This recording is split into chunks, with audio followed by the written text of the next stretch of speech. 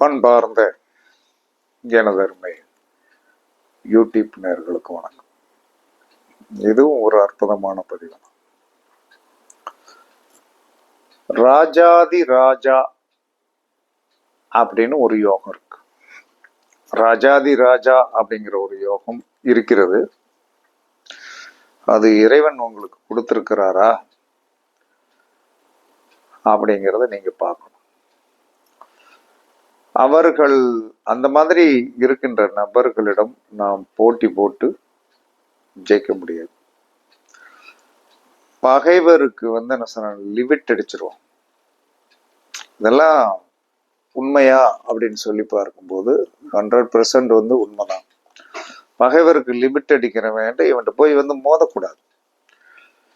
அப்படி என்ன ராஜாதி ராஜா அப்படின்னு சொல்லக்கூடிய ஒரு யோகம் இருக்குதா அப்படின்னா கண்டிப்பா உண்டு. அந்த யோகத்தில் பிறப்பதற்கு என்ன சொல்லலாம்னா அது கொடுத்து வச்சிருக்கணும். அப்படி ராஜாதி ராஜாவுக்கு யாரு வந்திருந்த ராஜாதி ராஜா அப்படின்னா நம்ம ராகு பகவான் தான். சாதாரணமாக நீங்கள் எல்லாரும் எடை போட்டு கொண்டிருக்கின்ற இந்த ராகு பகவான் தான் அற்புதமான ராஜாதி ராஜா. இந்த ராஜாதி ராஜா எங்க இருக்கணும் அப்படின்னா சிம்மத்தில் இருக்கணும். சிம்மத்தில் ராகு இருக்கணும், கடகத்தில் ராகு இருக்கணும், கண்ணில ராகு இருக்கணும், ரிஷபத்தில் ராகு. இந்த ராஜாதி ராஜா எப்படி உங்களுக்கு வெற்றியை கொடுப்பார்?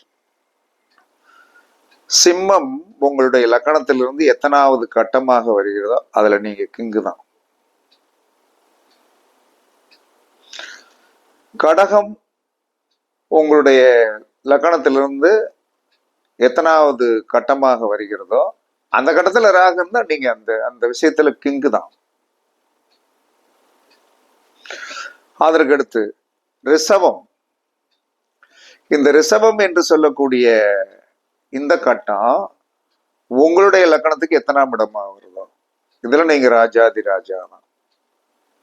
கன்னி உங்களுடைய லக்கணத்திற்கு எத்தனாவது கட்டமாக வருகிறதோ அந்த இடத்துல நீங்க ராஜாதி ராஜா. இது உங்களுக்கு நீங்கள் பரிச்சித்து பாருங்க. அப்படி நீங்க பிறந்திருந்தீங்கன்னா அப்படி ஒரு யோகம் இருந்தது என்று சொன்னால், உங்க பிள்ளைகளுக்கு அந்த மாதிரி யோகம் இருந்தது என்று சொன்னால், உங்களுடைய மனைவி அந்த மாதிரி இந்த கட்டங்களில் கடகம் சிம்மம் ரிஷபம் கன்னி, கடகம் சிம்மம் ரிஷபம் கன்னியில் ராகு பகவான் இருந்தால் அவர்கள் ராஜாதி ராஜா யோகத்தை அணிவிப்பார்கள். ஆனால் உண்மையாகவே எதிரியை தன்னுடைய பாதத்தில் மண்டி போட வைப்பார். எதிரியை தன்னுடைய பாதத்தில் மண்டி போட வைப்பார்கள். அதை நடத்தியும் காட்டுவார்கள். ஏன்னா அவர்களை நீங்கள் யாரும் எதிர்த்து ஜெயிக்க முடியாது என்பது ஜோதிட சாஸ்திரம் சொல்லுது, நான் சொல்லலை. அப்ப இப்படியெல்லாம் முன்னோர்கள் எப்படி இதை கண்டுபிடிச்சு வச்சிருக்காங்க. நிறைய நம்மளுடைய முன்னோர்கள் அனுபவசாலிகள். அந்த அனுபவசாலிகள் என்ன சொல்லலாம்னா கண்டிப்பாக ஒரு விஷயத்தை சொல்லியிருக்காங்கன்னா அது என்ன சொல்லணும்னா 100% என்ன சொல்லணும்னா ஒரு அதை அவங்க எவ்வளவு ஆழ்ந்த அறிவோடு சிந்திச்சிருப்பாங்கன்னு நீங்கள் பார்த்தீர்கள் என்று சொன்னால் 100% வேலை செய்யும். இப்ப என்னுடைய ஜாதகத்துல ரிஷபத்தில் ராகு. இந்த அனுபவத்தை இத்தனை வருஷம் ஒரு அனுபவத்தை நான் பார்த்து என்னை எதிர்த்து என்ன சொன்னான்னா இன்று வரை என்னை தோல்வியில் வீழ்த்தி என்னை கைகட்டி என்னை எவனாலே நிறுத்தி வைக்க முடியாது. இதை ஏன் மாறுதட்டி சொல்றேன்னா அப்படி ஒரு பெரிய சம்பவங்களை எல்லாம் என்ன சொல்றான்னா ஆன்மீகத்திலே சந்திச்சு.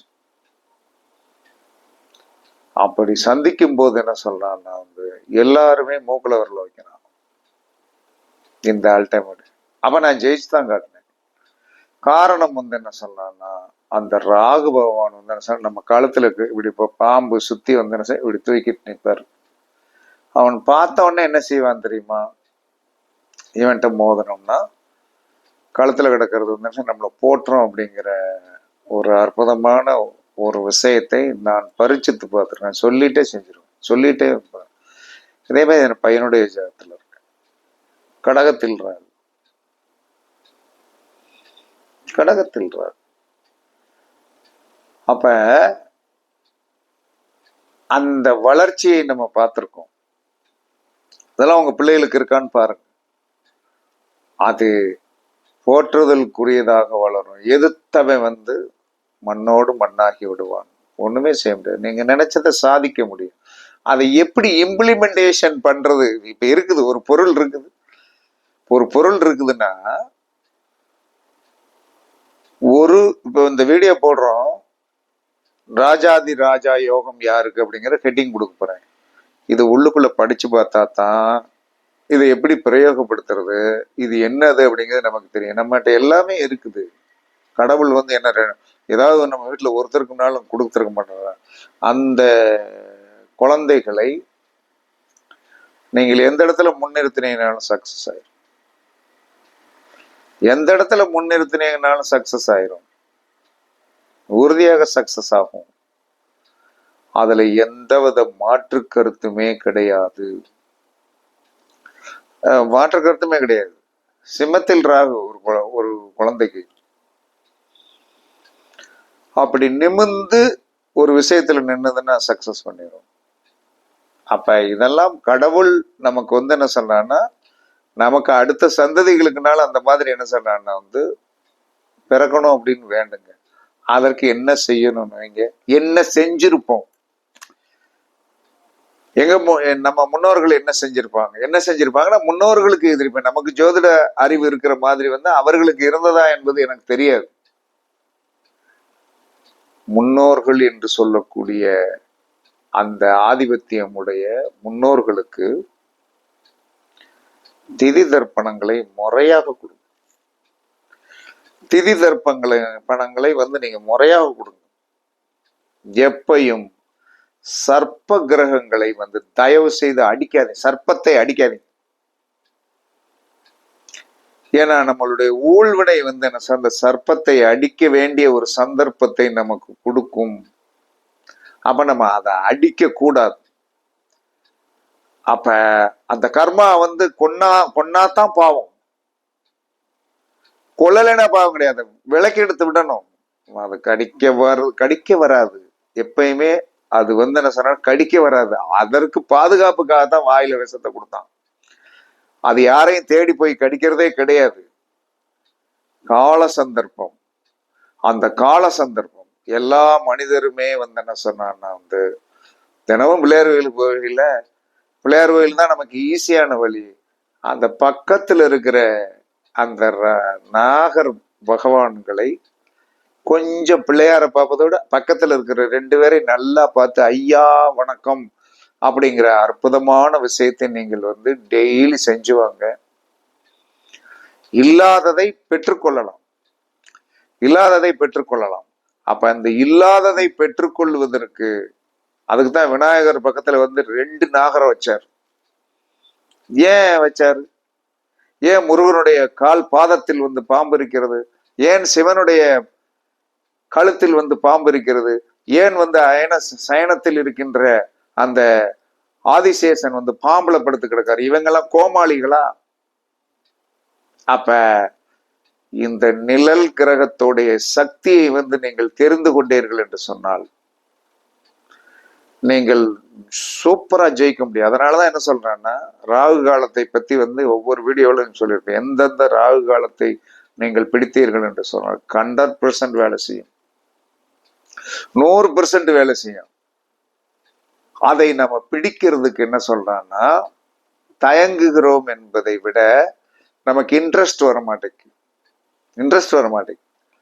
எப்பயுமே சர்ப்ப கிரகங்களை ஒதுக்காதீர்கள். ராகு காலத்தை ஒதுக்காதீர்கள், யமகண்டத்தை ஒதுக்காதீர்கள். ராகு காலத்தை ஒதுக்காதீர்கள், யமகண்டத்தை ஒதுக்காதீர்கள். 2 நட்சத்திரங்கள் வந்து சிறப்பான நட்சத்திரங்கள் ஜோதிட சாஸ்திரத்துல, மிருகசீரிடம், ரோகிணி. மிருகசீரிடம் வந்து ராஜநாகம். மிருகசீரிடம் வந்து என்ன சொன்னா சாரைப்பம். ரோகிணி ராஜநாகம். கிருஷ்ணன் பிறப்பால் தோத்தாரா? கடைசி வரைக்கும் ஜெயிச்சார். கடவுளாக இருந்து மனித உருவத்து மனித பிறப்பாக இருந்து பெரிய சாதனைகள்லாம் பண்ணார். கீதோபதேசம் கொடுத்தார். கீதோபதேசம் இருந்தார். அந்த நட்சத்திரத்துடைய மிருகம் ராஜநாகம். அதே சமயத்துல மிருகசீரிடம் அற்புதமான நட்சத்திரம். அப்ப எப்பயுமே உங்களுக்கு இந்த சர்ப்ப கிரகத்தோடைய யோகம் வேணுமா? எல்லாருக்கும் வந்து கொஞ்சம் எச்சு ஊறத்தாச்சு. மிருகசீரிடமும் ரோகிணி நட்சத்திரத்தில் பிறந்த நபர்களுக்கு என்ன வாங்கி கொடுங்க? பால் வாங்கி கொடுங்க. இல்ல நல்ல பானம், சூடான பானம், இல்ல குளிர்ச்சியான பானம். ஏன் பாம்பு புற்றுக்கு பால் ஊற்றினார்கள்? விளையாட்டுக்கு அல்ல, வெற்றி பெறுவதற்கு. பாம்பு புற்றுக்கு பால் ஊட்டினது வந்து விளையாட்டுக்காக பால் ஊத்தினாங்க, வெற்றி பெறுவதற்கு தான் ஊட்டினாங்க. அப்ப உங்களுக்கு இந்த ராஜகிரகத்துடைய கடாட்சம் வந்து கடகத்திலேயோ சிம்மத்திலேயோ ரிஷபத்திலேயோ கன்னியிலேயோ இல்லை என்று சொன்னால், அதில் ராகு இல்லை என்று சொன்னால், இதோடைய அற்புதமான சக்தியை நாம் பெற வேண்டும் என்று நினைப்பவர்கள் நீங்கள் என்ன செய்யணும் அப்படின்னா, மிருகசீரிட நட்சத்திரத்தில் பிறந்தவர்களையும் ரோகிணி நட்சத்திரத்தில் போய் பிறந்தவர்களையும் ஒரு பிரச்சனையுடைய தீர்வுக்கு கூட்டிட்டு போங்க. சும்மா உட்கார மட்டும் வச்சிருங்க, அந்த காரியம் நம்ம பக்கம் ஜெயமாயிரும்.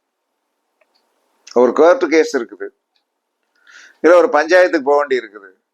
அந்த பஞ்சாயத்துக்கு 4 பேர் போகும்போது ஒரு மிருகசீரிடம் இருந்தால் போதும், அந்த பஞ்சாயத்து வந்து என்ன சொல்லலாம்னா நம்ம பக்கம் தீர்ந்து விடும். ஒரு ரோகிணி இருந்தால் போதும், நம்மளுடைய பக்கம் வந்து அந்த பஞ்சாயத்து தீர்ந்து விடும். ஏன்னா அது பகைவனை வேற அறுக்கக்கூடிய சக்தி இந்த 2 நட்சத்திரத்துக்கு உண்டு. ஏன்னா அந்த நட்சத்திர மிருகம் சாரபாம்பும் ராஜநாகமும். அப்ப பாம்பு அப்படின்னு சொல்லிட்டா என்ன நடக்கும்? ஐயோ அப்படின்னு சொல்லிட்டு துண்டக்கான துணியோட ஒரு கூட்டத்தையே சிதைக்கக்கூடிய சக்தி உடையது, ஒரு கூட்டத்தையே சிதைக்கக்கூடிய சக்தி உடையது. அப்பேற்பட்ட அந்த சர்ப்பங்கள் வந்து என்ன சொல்லனா மிக வலிமையானது. நான் அனுபவத்துல பார்த்திருக்கேன். ஒரு பிரச்சனைகள் வந்தா என்ன சொல்லலாம்னா, எங்க வீட்டுல ஒரு ரோகிணி நட்சத்திரம் இருக்கு, அதுகிட்ட சொல்லியாச்சுன்னா பிரச்சனை சால்வ் ஆயிடும். இப்படி இருக்குடா, என்ன செய்யறது அப்படின்னா, ஓகேப்பா சரி பண்ணிடலாம்ப்பா அப்படின்னு. அது எப்படி சரியாகும்னு தெரியாது, கண்டிப்பாக சரியாயிடும். ஏன்னா இதெல்லாம் நமக்கு வந்து இந்த ஆன்மீகத்துக்கு வந்த பிறகு இறைவன் கொடுத்த கடாட்சம்.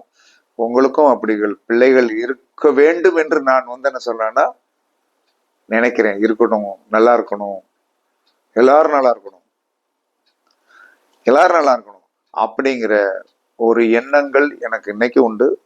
4 பேர் நல்லா இருந்தால்தான் நாம் நன்றாக இருக்கணும். சில பேர் நினைக்கிறீங்க, சார் என்ன சார் பேசுனேன், அது வந்து என்ன சொல்றான்னா என்னுடைய உடல், என்னுடைய அமைப்பு, என்னுடைய சூழ்நிலை எல்லாம் எனக்கு ஒன்று இருக்கு. அதாவது என்ன சொல்றான்னா, நான் தியாகியாக இருக்கணும்னு தயவு செய்து நினைச்சிடறேன். ஏன்னா நான் ரொம்ப நாளைக்கு வாழணும் என் குடும்பத்துக்காக. நீங்க பேசுற நேரமெல்லாம் வந்து உங்களுடைய என்ன பேசுவீங்க, உங்களுடைய கர்மாவை பத்தி தான் பேசுவீங்க. அந்த கர்மா வந்து என்னை சாடி வந்து என்ன சொன்ன, நான் வந்து ஒண்ணுமில்லாம போயிட முடியும் இல்லையா?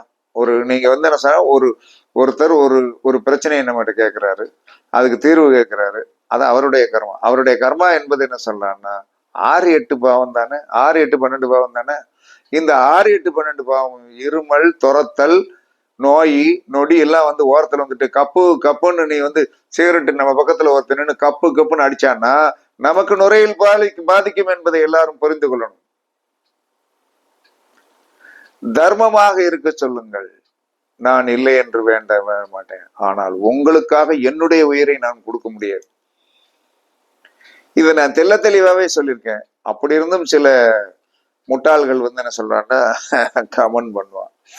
அதுக்காக சொல்றேன். என்ன காரணம்னா, நமக்கு வழிவேதனைகள் இருக்குது என்பதற்காக இளவுக்கு வந்தவன் தாலி அக்க மாட்டான். நம்ம தான் அக்கணும் அப்படிங்கிறத கொஞ்சம் புரிஞ்சுக்கிட்டு, பிரச்சனைக்கு தீர்வு வேணுமா, நேரம் வாங்க, அழகாக சரி பண்ணி கொடுத்து, அடுத்த வருடம் எந்த மாதம் வாங்கிட்டு போய் அதுக்கு அடுத்து அந்த வருடத்தின் சித்திரை மாதம் வந்தீங்கன்னா அடுத்த சித்திரையில் நீங்கள் வெற்றியாளராக இருப்பீர்கள் அப்படிங்கிறதுக்கு என்னால் உத்தரவாதம் கொடுக்க முடியும். ஏன்னா என்னை பாதுகாத்துக்கிடும். எல்லா ஜோதிடர்களும் சாதாரணமாக எதுலையும் மாட்டிக்கிட்டு முழிச்சவங்க தான் ஜாஸ்தி. குறிப்பிட்டு விரல் விட்டு எண்ணக்கூடியவர்கள் என்ன சொல்றாங்கன்னா கொஞ்சம் இருக்கிறோம். அவங்களும் ஏன் வெளி உலகத்துக்கு என்ன சொல்றாங்கன்னா கிளாஸ் எடுக்கலைன்னா, கிளாஸ் எடுத்தவங்கலாம் என்ன சொல்லலாம், நல்லா இல்லையே, அதான் பிரச்சனை. ஏன்னா 4ஆம் பாவத்தை வலிமைப்படுத்த படுத்த படுத்த படுத்த படுத்த என்ன சொல்றேன்னா 5ஆம் பாவம் கெட்டு போயிடும். 4ஆம் பாவத்தை வலிமைப்படுத்தினா உன் 5ஆம் பாவம் என்று சொல்லக்கூடிய ஆசை போயிடும். உன் பிள்ளை நல்லா இருக்காது. சாஸ்திரத்துல சொல்லியிருக்கான் இல்லையா, வாத்தியார் வீட்டு பிள்ளை படிக்காது, போலீஸ்காரன் வீட்டு பிள்ளை அப்படிங்கிற ஒரு சாஸ்திரம் முன்னோர்கள் சொன்னது, நம்ம சொல்லலை. அதனால அதற்காகத்தான் அப்படியே எங்க இடத்துல இருந்துகிட்டு உங்களுக்கு நன்மை செஞ்சிடும். அதற்காக உங்களுடைய கர்மாவை நாங்கள் தூக்கி சுமக்கணும் அப்படின்னு சொல்லி நீங்கள் தயவு செய்து கனவுல கூட நினைக்காதீங்க. ஏன்னா எங்களுக்கும் ஒரு குடும்பம் இருக்கிறது, இதை நன்றாக யோசனை பண்ணி பாருங்கள் அப்படின்னு என்னுடைய தாழ்மையான வேண்டுகோள். யாரும் வருத்தப்பட்டாலும் நான் வருத்தப்பட போறதில்லை. சில நேரங்கள் என்னுடைய வீடியோ தெளிவாக இருக்கும், நல்லா படிங்க, அனுபவிச்சுக்கிடுங்க. ஜோதிடம் பார்க்க விருப்பமா வாங்க, பரிகாரம் பண்ண விருப்பமா வாங்க, விருப்பம் இருந்தா வாங்க. நான் ரொம்பெல்லாம் கூப்பிட மாட்டேன். ஏன்னா எனக்கு இறைவனர்களால் பணத்தை வர வைக்கக்கூடிய வழி தெரியும். அதை செயல்படுத்தி நான் வெற்றி பெற்று விடுவேன், என் குடும்பத்துக்கு தக்கன அப்படின்னு கூறி, ராஜாதி ராஜா கிரகம் எனக்கு ரிசவத்தில் இருக்கிறது. அதனால யார் நீங்க முட்டுனீங்கனால என்ன சொல்றாங்க, பாம்பு பொஜக்குன்னு அப்படி விசுங்கம், இவன்ட்ட போய் பேசிட்டு அப்படின்னு நீங்க எத்தனை பேர் போயிருக்கீங்கன்னு எனக்கு தெரியும். அதனால இதை பெருமைக்காக சொல்லல, ஒரு ஜாதக ஆராய்ச்சியில எடுக்கப்பட்ட ஒரு விஷயம். கண்டிப்பாக ராகு பகவானே ராஜாதி ராஜா என்று கூறி உங்களிடமிருந்து விடைபெறுவது சிப்பிப்பாறை ஜோதிடர் சாதி ராகவன் ஜெயபாலாஜி. சுகமே சூழ்க, சுகமே சூழ்க, வாழ்க வளமுடன், வாழ்க வளமுடன். வணக்கம், வணக்கம், வணக்கம்.